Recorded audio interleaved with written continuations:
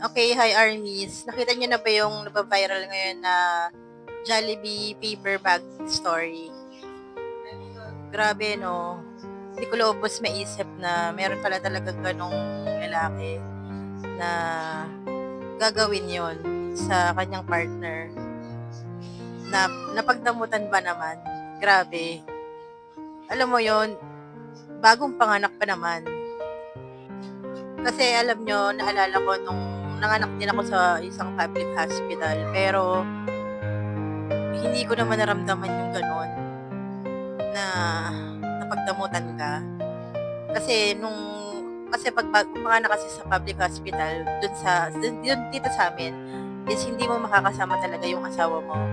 Kumbaga kayo lang talaga ng baby mo dun sa ano, sa room. Kumbaga yung pagkain is pinabibigay lang sa guard. Sobrang generous lang talaga ni mister 'no, sa pagpapadala ng pagkain. Kumbaga hindi ko lang lubos maisip na meron talagang gano'ng lalaki na pagdadamutan niya yung asawa niya, na siya talaga lang yung kakain ng Jollibee na yon. Grabe, hindi na siya naawa na bagong panganak pa naman. Hello, siya yung nagluwal dun sa anak niyo tapos ganun lang pagdadamutan mo lang.